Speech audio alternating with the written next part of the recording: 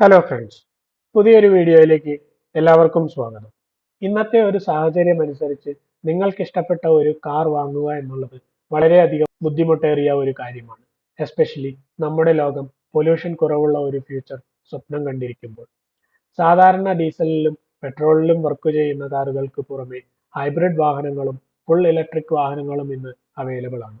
കൂടുതൽ ഓപ്ഷനുകൾ ഉള്ളപ്പോൾ നിങ്ങൾ കൂടുതൽ കാര്യങ്ങൾ ശ്രദ്ധിക്കേണ്ടതായിട്ടുണ്ട്. ഇലക്ട്രിക് അല്ലെങ്കിൽ ഹൈബ്രിഡ് വാഹനങ്ങളിലേക്ക് മാറുമ്പോൾ എല്ലാവരുടെയും ഒരു പ്രധാനപ്പെട്ട കൺസേൺ ആണ് അവയുടെ ബാറ്ററികൾ.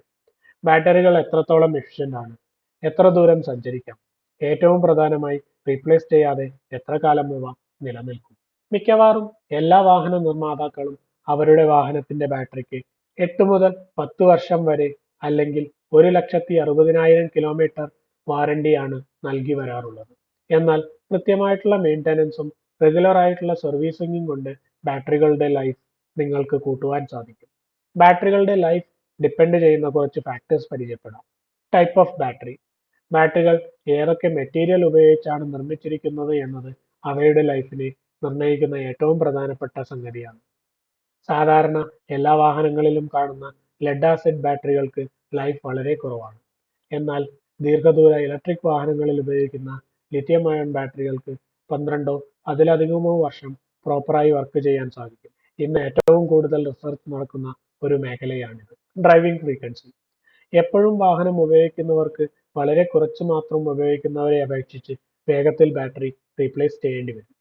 Driving habits. നിങ്ങളുടെ ഡ്രൈവിംഗ് ഹാബിറ്റ്സും ബാറ്ററിയുടെ ലൈഫിനെ ബാധിക്കുന്ന ഘടകമാണ്. ബാറ്ററിക്ക് കൂടുതൽ സ്ട്രെസ് വരുന്ന രീതിയിലുള്ള ഡ്രൈവിംഗ് അവയുടെ ലൈഫ് കുറയ്ക്കും.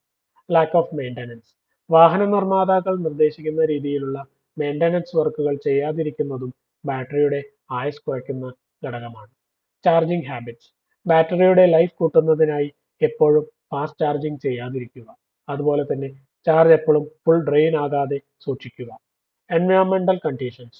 വളരെ കൂടിയ ചൂടും തണുപ്പും ബാറ്ററിയുടെ ലൈഫ് കുറയ്ക്കും. How to extend your battery life. Be gentle. Aggressive ആയിട്ടുള്ള ഡ്രൈവിംഗ് ഒഴിവാക്കാം. ആക്സലേറ്ററും ബ്രേക്കും വളരെ ജെന്റിലായി ഉപയോഗിച്ച് ഡ്രൈവിംഗ് സ്മൂത്ത് ആക്കിയാൽ ബാറ്ററിയുടെ ലൈഫ് സ്പാൻ കൂട്ടുവാൻ സാധിക്കും. Ensure regular maintenance. കാർ നിർമ്മാതാക്കൾ നൽകിയ നിർദ്ദേശങ്ങൾ അനുസരിച്ചുള്ള മെയിൻ്റനൻസുകൾ ചെയ്യാം. Servicing, battery health check, software അപ്ഡേറ്റുകൾ തുടങ്ങിയവയെല്ലാം ഇതിൽ ഉൾപ്പെടും. Avoid extreme temperatures. വളരെ കൂടിയ ചൂടും തണുപ്പും ബാറ്ററിയെ ബാധിക്കും എന്ന് നേരത്തെ നിങ്ങൾ മനസ്സിലാക്കി. സോ ഇങ്ങനെയുള്ള സാഹചര്യങ്ങളിൽ പുറത്ത് പരമാവധി വാഹനം പാർക്ക് ചെയ്യാതിരിക്കുക. Maintain 80-20 battery charge. ബാറ്ററിയുടെ ചാർജ് ലെവൽ 20%-നും 80%-നും ഇടയിൽ വയ്ക്കാൻ ശ്രദ്ധിക്കാം. ഇത് ഇവയുടെ ഒപ്റ്റിമം പെർഫോമൻസ് കിട്ടുവാൻ സഹായിക്കും. Avoid long term storage. സാധാരണ വാഹനങ്ങൾ പോലെ തന്നെ ഇലക്ട്രിക് വാഹനങ്ങളും ഇടയ്ക്കൊക്കെ യൂസ് ചെയ്യുന്നത് അവയുടെ ബാറ്ററി ലൈഫ് കൂട്ടാൻ സഹായിക്കും. ഒരുപാട് കാലം ഉപയോഗിക്കാതിരുന്നാൽ ബാറ്ററി കപ്പാസിറ്റി തനിയെ നഷ്ടപ്പെടാൻ ആരംഭിക്കും. എപ്പോഴാണ് ഒരു ഇലക്ട്രിക് വാഹന ബാറ്ററി മാറ്റേണ്ടത്? നിങ്ങളുടെ വാഹനത്തിന്റെ റേഞ്ച് പുതിയതായിരുന്നപ്പോൾ ലഭിച്ചതിൽ നിന്നും വളരെ കുറവാണ് ഇപ്പോൾ ലഭിക്കുന്നതെങ്കിൽ അതിനർത്ഥം നിങ്ങളുടെ വാഹനത്തിന്റെ ബാറ്ററി റീപ്ലേസ് ചെയ്യാനായിട്ടുണ്ട് എന്നാണ്. ചിലപ്പോൾ ഡാഷ്ബോർഡിൽ ഇത് സംബന്ധിച്ച വാർണിംഗ് ലൈറ്റുകളും കാണാൻ സാധിക്കും. അങ്ങനെയെങ്കിൽ നിങ്ങളുടെ ബാറ്ററി ഒന്ന് ടെസ്റ്റ് ചെയ്ത് ചേഞ്ച് ചെയ്യണോ എന്ന് ഉറപ്പുവരുത്താം.